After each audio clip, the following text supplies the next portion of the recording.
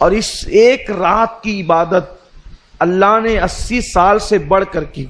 اسی لیے جب یہ رات آئے تو اس میں مغرب کے بعد غسل کرنا سنت ہے.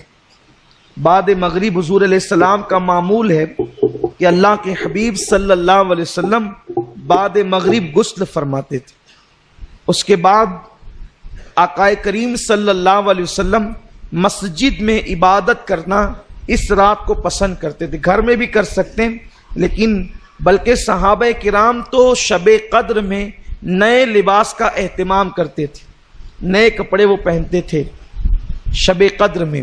کچھ صحابہ تو ایک ہی لباس سلا کر رکھے ہوئے تھے، جیسے حضرت انس ابن خزیمہ وغیرہ، کہ یہ حضرات اسی رات میں وہ لباس پہنتے تھے اور پھر کسی وقت اس لباس کو استعمال نہیں کرتے تھے.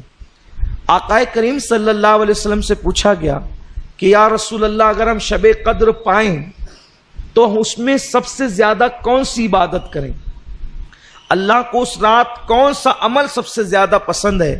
تو اللہ کے حبیب صلی اللہ علیہ وسلم نے فرمایا، اگر وہ رات تمہیں مل جائے تو کثرت کے ساتھ دعا کرنا، کیونکہ اس رات اللہ کو دعا بہت پسند ہے. حضرت اماں عائشہ صدیقہ نے پوچھ لیا، یا رسول اللہ دعا تو کریں، کون سی دعا زیادہ کریں، وہ بھی سکھا دیں.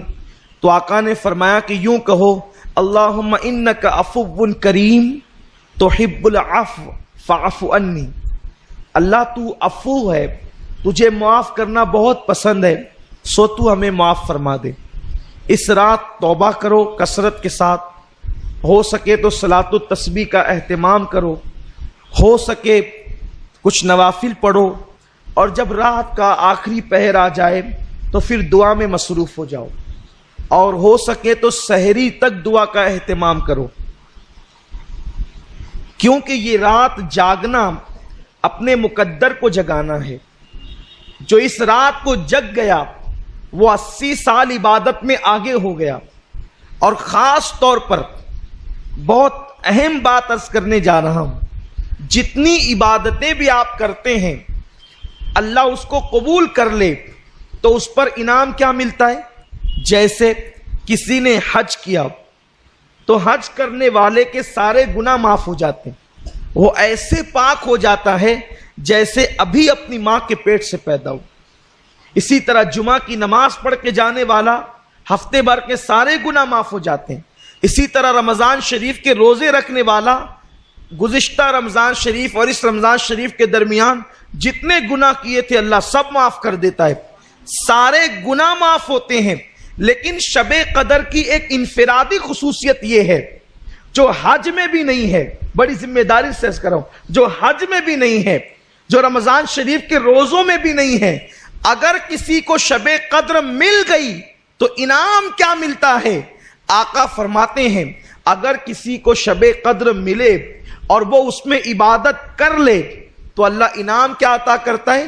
جتنے گناہ کیا ہے وہ بھی معاف کر دیتا ہے، اور جو ابھی کیا نہیں ہے کرنے والا ہے اللہ اس کو پیشگی معاف فرما دیتا ہے. کتنا بڑا کرم ہے. لیکن شب قدر ملنا چاہیے، اور وہ متعین نہیں ہے، لیکن ہم تو بس اللہ پر امید کرتے ہوئے جو ہے وہ شب قدر میں عبادت کرتے ہیں.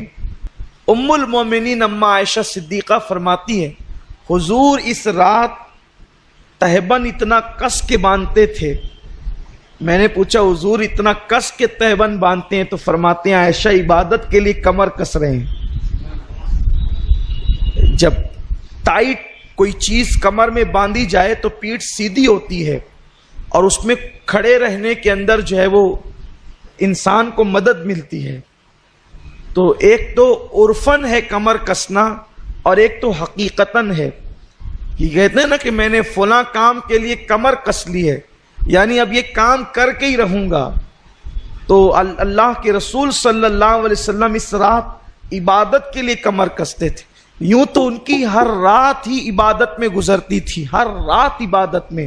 بلکہ اللہ فرماتا ہے، ابھی آپ نے سنا نا، یا ایھا المزمل قم اللیل الا قلیلا، اے میرے محبوب، اے جھرمٹ مارنے والے پیغمبر، آپ پوری رات عبادت نہ کیا کریں، کچھ سو بھی جایا کریں.